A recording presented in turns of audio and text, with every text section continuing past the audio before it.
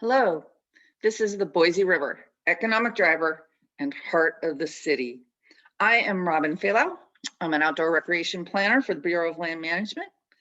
I started working for the BLM in 1992 while I was a graduate student at the University of Utah, and currently I am the Idaho State Recreation Lead. I work out of Boise. I have been in this position since 2008, and prior to coming to Idaho, I worked for the BLM in Utah, both in Salt Lake City and in Monticello. Thank you for being here today. This is obviously a map of Idaho and Idaho rivers. Idaho has lots of rivers and is known by many as the Whitewater State. You can see over here in the southeast that this is the Boise River. The Boise River drains a rugged portion of the Sawtooth Range, as well as part of the western Snake River Plain. The river flows through the Treasure Valley, which is where the city of Boise lies, and into the Snake River to the west. The Boise River watershed encompasses approximately 4,100 square miles of highly diverse habitats, including alpine canyons, forests, rangeland, agricultural lands, and urban areas. And it is this lower watershed area that I'll be focusing on in the presentation. Historically, the Boise River area has been utilized by humans for thousands of years. Over 4,500 years ago, the Great Basin Shoshone people, the Shoshone and Bannock Paiute tribes, used this valley for hunting and fishing. At that time, salmon were a mainstay for those living in the area. Salmon no longer inhabit the Boise River as it is their run is blocked by dams. The Shoshone and Bannock Paiute peoples occupied the valley until their forced removal to the Fort Hall Reservation in eastern Idaho in 1867. Today, artifacts from this time period can be found in the Idaho Historical Museum. European settlement arrived around 1811 when the Astor Party came to Boise to trap for fur. They named the river Reed's River after a Pacific Fur Company employee named John Reed, who explored parts of the river throughout 1813 and 1814. In 1862, gold was discovered in the Boise River region, and this brought mining to the area, which continued into the 1940s. To support mining activities, farming and ranching operations sprang up in and around the Boise River, as well as the Barber Lumber Mill, which was located along the riverbank. Today, the Boise River is an amenity, but for many years it was used as a waste disposal system. Raw sewage from the city was piped directly into the river, and several slaughterhouses were located along its banks, washing blood and offal directly into the river. You know, this was not a unique situation. Cities across the country located near a river often use their rivers the same way. The Boise was also viewed as destructive. Spring runoff would cause flooding in the city, inundating farms, businesses, and homes every year. Because of the shifting banks and the importance of having a reliable water source for irrigation, residents of the Boise Valley were very interested in controlling the river through dams. 4 dams were built between 1908 and 1955: Diversion Dam, Arrow Rock Dam, Anderson Ranch Dam, and Lucky Peak Dam. As control over the river tightened, and with the completion of Lucky Peak, new recreation opportunities opened for residents, including floating down the river during the summer months. Before the 1950s, floating along the Boise River was a rather unattractive prospect, with raw sewage and industrial waste in the water. This started to change after the Boise City built its first wastewater treatment plant in 1949. A year after the plant began operations, a local paper ran a story that, woohoo, rainbow trout had returned to the Boise River. The wastewater treatment plant was followed by a city ordinance that banned dumping trash in unauthorized areas, including along the Boise River. These actions slowed the pollutants entering the river, which led to cleaner water and were pivotal steps for people to begin seeing the river as an asset, not a trash can. And I'm going to show you a short section of this film from 1970.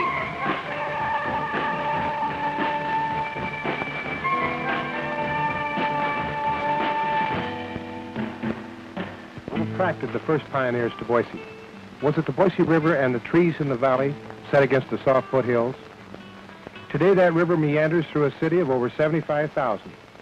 It enters from the Barber Valley on the east, flows down past Municipal Park, bisects Julia Davis and Boise State College campus, washes the even banks of Van Morrison, follows its serpentine wooded banks on down until it leaves Boise between the Plantation Golf Course and the fairgrounds.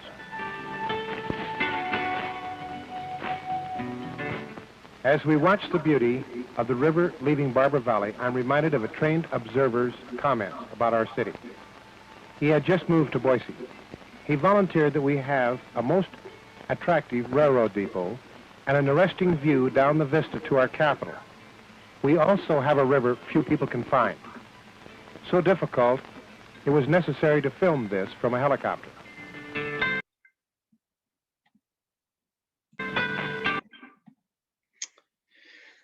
That video you just saw was used by Councilman Bill Onsweiler to convince the City Council to consider developing a green belt along the river. Bill said in an interview that few people knew much about the Boise River, and many were unaware that there even was much of a river through Boise. They just drove across the bridges. But that green belt did become reality. After building the greenbelt out in the center of town, the city slowly started to acquire riverfront property, radiating to the outskirts. By the summer of 1990, the greenbelt covered 21 miles. The Idaho Statesman reported it was so popular that users worried that it had become crowded, and arguments abounded over whether bicyclists and equestrians should have access to some or all of the portions of the greenbelt. Some Boiseans balked at having the pathway paved, but today the whole thing is a paved path. The Greenbelt Committee acquired enough additional land to create 24 miles in Boise by 1999. The Greenbelt became an inspiration across the Treasure Valley, with extensions cropping up in Garden City, Eagle, Meridian, and Canyon County, and it is now 41 miles long. It spans the length of Boise on both sides of the river, and it was finished in 2016 when the Parks Department constructed the last mile of the Greenbelt on the south side of the river. Boise celebrated the 50th anniversary of the Greenbelt in 2019. Every year, 125,000 people enjoy a leisurely float down the Boise River. The most popular section for floaters is from Barber Park to Ann Morrison Park. Why do people float this section? Well, major irrigation diversion dams sit above and below both parks, making it difficult, but not impossible, to start your float from before Barber Park or to continue beyond Ann Morrison Park. Floaters can bring their own inner tubes, kayaks, or boats to the Barber Park put-in, or they can rent the boats at the park. The renters also get access to a bus shuttle so they can get back to the put-in. Floating this section of river takes approximately 2 to 3 hours, and it's about 6 miles long. And as you can see from the picture, it's a pretty mellow float if you can take a unicorn with you. While the Barber Park to Ann Morrison section may be the most popular, one can float the Boise River for the whole 63 miles from Lucky Peak Dam all the way to the Snake River. The Boise River Water Trail Guide, written by Tom Chalstrom in 1996 and updated in 2019, provides a detailed description of the river, including access points, portages, and special features. You can download that guide for reference for your float. Boise also has a whitewater park. In 2012, after 13 years of work and through the support of more than 200 individuals and organizations, the first phase of the Boise Water Park opened. The centerpiece is an adjustable play wave. The Boise Water Park offers opportunities for kayaking and surfing, and they split the days between the two. Also stand-up paddleboarding. The park was designed and is operated to attract paddlers from around the world and offers a place for safety training, practicing paddling techniques, and competitions. In 2019, a second section of the park opened with 3 additional in-river structures. This is a fabulous park and play spot, along with boaters and surfers, the area has attracted new housing developments, as well as multiple new businesses, including rafting and surf shops, restaurants, and bars. While there's fishing in lots of cities, there aren't many cities where you can see someone fly fishing a few hundred feet from a downtown office building. The Boise River offers miles of fishing in one of the finest urban trout rivers in the country. Wild trout and stocked hatchery rainbow and brown trout are abundant. It is one of the best urban fisheries in the States, and according to some, it's probably the most beautiful. I have an excerpt from a local angler's blog saying, so one of the things I enjoy the most about living in Boise is the Boise River is probably no more than 15 minutes from anywhere in the Treasure Valley. And lucky for me, I can be fishing on the river within a few minutes from my house. I've found the river to be the place I fish most throughout the year, being that it is out my back door. The Boise River is so close to home, yet really gets little attention for the potential this river has to offer. If you are a resident of the Treasure Valley and you like to fish, but you find yourself driving hours to your favorite fishing hole, put on the brakes, save some gas, and give yourself a few more hours to fish that day by hitting the Boise River. And in this crazy time, the closer to home, the better. There's also the Intermountain Bird Observatory Project, or IBO. Since 2012, IBO has worked to secure more than 20 acres of property along the Boise River at the east end of the Treasure Valley. They've used the property to develop an outreach and education program that takes place in a nature setting. IBO hosts springtime field trips to watch birds, test Boise River water quality, and they provide the Treasure Valley schools with an excellent place to learn about the river and its inhabitants. IBO also does bird banding sessions, and they have acquired some great data about what is happening in the region with breeding and migrating birds. IBO has collected data on more than 1,000 birds of nearly 30 species that migrate through the Boise River site. This gives them a picture of what's happening at the Boise River during migration and what kind of stopover habitat it provides for birds.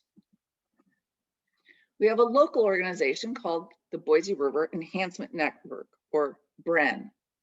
BREN's mission is to promote the ecological enhancement of the Boise River. We are a network of people that live, work, and play in the Boise River watershed and are dedicated to promoting the ecological enhancement of the river. BREN states, the river is now a much loved amenity to residents and is acknowledged as contributing to the regional economy, public health, and quality of life. A healthy Boise River contributes immensely to the attractiveness of our communities and the strength of our economy. The Boise River provides numerous ecosystem services such as water supply, recreation, and aesthetics. Its associated wetland and riparian systems filter and dilute pollutants, attenuate floods and erosion, and provide critical habitat for many species of birds and other wildlife. A healthy Boise River benefits us all. And BREN has put together the Boise River Enhancement Plan. It is a community-generated, informative, forward-looking plan to improve water quality, aquatic and riparian habitat, and stream channel function from Lucky Peak Dam to the Snake River. It's a bird's eye view of the current health of the river and a proposal to work cooperatively to enhance the ecosystem. The Boise River Enhancement Plan is their primary tool that they use to guide and prioritize projects. They mainly do this through providing a forum for stakeholders to share information, ideas, and technical expertise. They promote research and provide educational programs and partner with stakeholders to prioritize and implement enhancement work. BREN's projects improve the Boise River every year and will continue to take on new projects into the future. So I would invite you, come to Boise and enjoy the river. Thank you today for your coming to this presentation.